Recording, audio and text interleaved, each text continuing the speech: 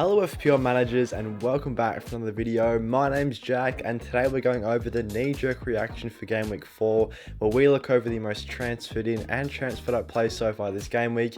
If you guys are new to the channel or enjoying the videos, leave a like and subscribe and have those notification bells turned on as well so you don't miss any future FPL videos in the build up to game week 4. And with that being said, let's jump into it. So first off, let's have a look at the most transferred in and transferred out players this week, beginning with Raheem Sterling. He's the most popular player to join squads ahead of game week 4, and it is with very good reason. He put up 19 points in game week 3 and it's looked extremely impressive for Chelsea, not only in game week 3 but also in game week 2 as well against West Ham. Very unlucky not to have any goals or assists in this one. He seems to have wound back the clock to his days at Man City in his prime where he was just dribbling through everyone with ease. He's been able to do this a couple of weeks in a row now. He seems to be finding his form again. He's getting consistent starts for Chelsea and he's only coming in at £7.1 million in the midfield. I think he could be a really good midfield option to consider, especially over the next 5 game weeks from game weeks 4 through 8, where Chelsea arguably have the best fixtures out of any team in the Premier League. I don't see any reason why Raheem Sterling would be slowing down his scoring. Obviously, I don't expect him to match up 19 points in the upcoming game week, but I do see him continuing to find goals and assists with how well he's playing right now and how good at Chelsea's fixtures are. He could be a really good differential in the middle of the park. His ownership is sitting below 10% right now, so he could be a really nice option. Gusto as well as his Chelsea teammate coming in at £4.1 million. He's been getting the nod in the last couple of game weeks over Reece James since he's been injured. Reece James also going to be out for a few more weeks time. You'd have to assume potentially longer, so Gusto at 4.1 mil could be a really good value option for Chelsea in the back here. He put up 2 assists in game week 3 against Luton Town, was very impressive. I don't see him losing his spot, and to get a starting Chelsea defender at just 4.1 mil with those Chelsea fixtures coming up, which I discussed, he's going to be a really good value defender to go for. So I think he is a good option. He allows you to spend extra money around the team as well, because he is so cheap, you can afford an upgrade elsewhere. So I think Gusto is a really good option. My current favourite 4.0 to 4.1 defender right now, and James Maddison as well. He's a very popular transfer in. He scored 10 points game week 3, continued off a very good start to the season for Spurs. Got himself a couple of assists already this season and he added a goal this week, so he looks to be an excellent option for Tottenham in that cam role. We've seen Christian Eriksen play that essential attacking midfield position for Spurs extremely well in the past, and I think the team is really well set up for Maddison to continue getting goals and assists. He's on set pieces for Tottenham as well, which is definitely a big help in adding goals and assists across the season, and Spurs do have some pretty good fixtures coming up. Burnley away game week 4 is a good chance for Maddison to continue his scoring run. Burnley have now conceded 6 goals at home in their first 2 home matches, so Burnley not keeping it clean at the back to start the season, especially at their home pitch. So I think Maddison could cash in with some goals and assists in game week 4. Moving on to the top transfers out, no surprise to see Luke Shaw being heavily transferred out after he picked up the injury for Man U. He could be out for some time there. Gabriel continues to get benched for Arsenal, which was definitely a big surprise coming into game week 1. I would have thought Gabriel was a nailed starter in that Arsenal team, but it seems that Arteta isn't preferring him at all. He seems to be staying persistent with Havertz in midfield and playing Thomas Partey at right back, and then last week he played Kiwior at left back, so he seems to be doing whatever he can really to keep Gabriel out of that defence right now. So I definitely think Gabriel, after seeing him be benched for 3 consecutive game weeks for Arsenal, I think now is the right time to get him out of the squad. And Marcus Rashford, I was very surprised to see him on the top transfers out list. He scored 7 points in game week 3, picked himself up a couple of assists. Unlucky not to have more points as he did get carded and missed out on some bonus points there, but he could have easily had a mega haul in that game. I think when he's playing on the wing, he's so much more dangerous. We saw him play striker in game weeks 1 and 2. Really couldn't get involved for United, but once he pushes out wide, he seems to be able to do so much better. It allows him to play a lot more freely, a lot more one-on-one with his direct defender, and that's allowing him to pick up goals and assists as he showed in game week 3. And when Rasmus Holland comes back from Manchester United, I really think Rashford is going to flourish and he's going to be starting to bang in those goals and assists like he showed last season on the wing. I think Rashford is definitely a hold option. I wouldn't be looking to sell him now. Man U, despite not having a great fixture coming up in game week 4, do have some better fixtures fixtures after this week, so Rashford is a strong hold for me. I wouldn't be looking to get rid of him from the teams. So with these most popular transfers in mind, let's have a look at my Game Week 4 transfer watch list here. These 8 players that I do expect to score quite well over the coming 5 or 6 game weeks, given their good current form or good upcoming fixtures. The first one here is Matty Cash. He's coming in at 4.5 mil in defence for Villa. He was one of my favourite 4.5 defenders. I spoke about him in last week's videos on good options to buy. I think Matty Cash was one of them that I had on there, and he did extremely well game week 3. He picked himself up a couple of goals for Aston Villa, and he now has the highest expected goal involvement of any defender so far this season. And considering that he's coming at 4.5, Villa have some extremely strong fixtures coming up apart from this game week where they face Liverpool away.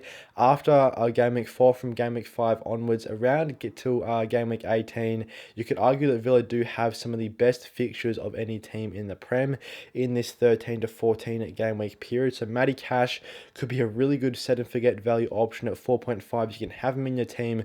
You'll be able to play him most weeks. Obviously, Liverpool away in game week 4 isn't ideal. You maybe wouldn't want to get him in this week, but game week 5 going forward, Matty Cash is such a good option. Incredibly good attacking potential, has the highest expected goal involvement of any defender, has the highest expected goals of any defender as well. His predicted points aren't great by Fantasy Football Fix, but I think Aston Villa, with their solid defensive record last season and their really good fixtures coming up, I think Cash could really increase his points tally this season. His attacking potential, there's no doubt that that's there. He's shown that over the first 3 game weeks of the year. It's just whether Villa can keep up their defensive form, which they showed last season. They were able to record a clean sheet in their home fixture this year, but no clean sheets outside of their fixture in game week 2. So if Villa can increase that clean sheet tally, I think Matty Cash would be a superb value defensive option given his attacking threat. And speaking of defenders with attacking potential as well, Ben Chilwell, he's been superb for Chelsea this season. He's also a player with one of the highest expected goal involvements amongst defenders this season. Got himself a clean sheet game week 3. Unfortunately, no attacking returns that week, but he's looked really, really threatening across all of 3 of his game weeks so far this season. He's attempted the second most assists of all defenders in game week 3 as well. So once again, he continues to get up the pitch for Chelsea, continues to provide good chances for his teammates. Unlucky not to have any goals or assists in the last couple of game weeks, given how good he's been from an attacking standpoint. Nottingham Forest at home coming up for Chelsea as well. Another really, really good fixture. Just about as good as that Luton at home fixture they had in game week 3. I would expect Chelsea to pick up another clean sheet here. And with how attacking Chilwell has been getting recently and how good his underlying stats have been in terms of attempting assist, expected goals, and expected assists, I think he should perform very, very well in the coming game weeks. As I touched on earlier on the video as well, Chelsea have the best fixtures over the next 5 game weeks in my opinion, and that is why Chilwell is expected to score around 25 points across his next 6 fixtures for Chelsea. Moving on to Diaby as well, he could be a really nice midfield pick. We spoke about Maddison earlier on in the video. I think Diaby as well at 6.6 mil. We've seen a price rise so far this week. Put up a double-digit haul last week, got himself a couple of attacking returns away to Burnley. Once again, Liverpool away game week 4. Probably wouldn't look to bring in Diaby this week. I think this week's a wait and see to assess how he performs against Liverpool, and then potentially pulling the trigger on a Diaby transfer in the middle of the park. I've got Eze currently in my team who has blanked in the first 3 game weeks, so I'm looking at Diaby as a potential Eze replacement right now.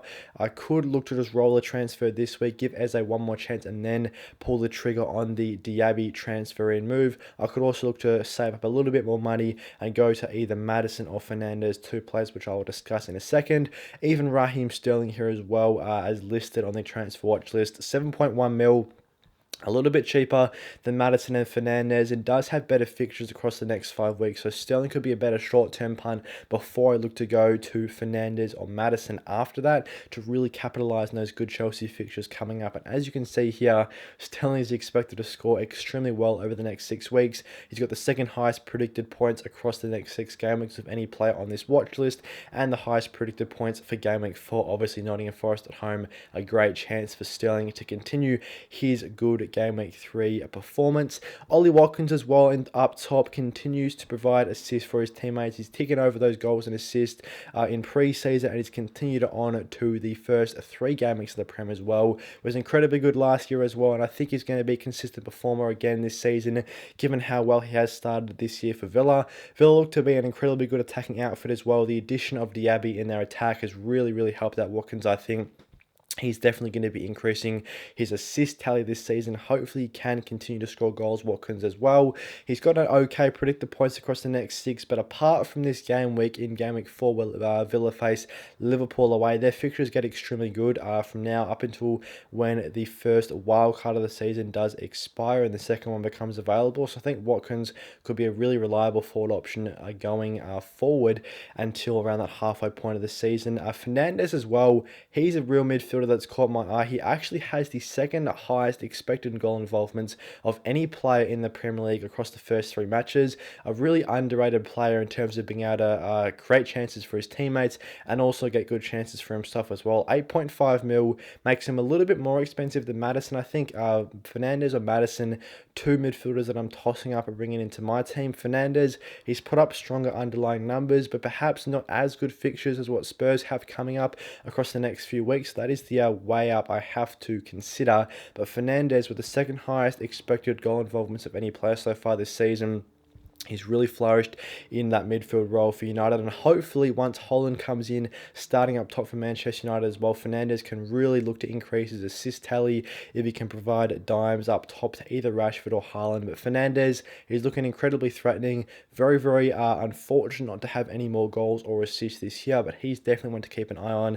And Maddison as well, a superb start this season for Tottenham, as I touched on, a couple of assists and a goal. He's got Burnley away coming up, a really good fixture. He's got the highest predicted points across the next 6 game weeks of any player on this watch list with nearly 30, which is incredibly high for James Maddison. He continues to perform well. He's been really good across the first 3 game weeks, and I think he's going to be an excellent FPL asset in midfield. A big differential right now as well is ownership's only sitting at around 10%, so he could be a great option going forward across the next few game weeks. And Gusto as well, we touched on him in the knee-jerk reaction of the knee-jerk reaction section of the video.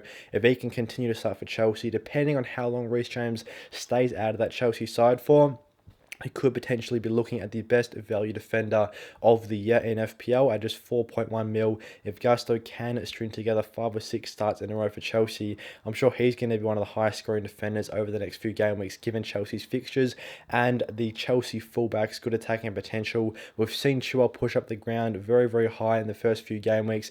Gusto has definitely done that across his first couple of starts for Chelsea, so I think him at 4.1 could be a real option to consider as well. Hopefully he can hold his starting spot for a few more weeks while Reece James is out. Thanks for watching today's knee-jerk reaction for Game Week 4. I hope you guys enjoyed this one, and if you did, leave a like and subscribe. Have those notifications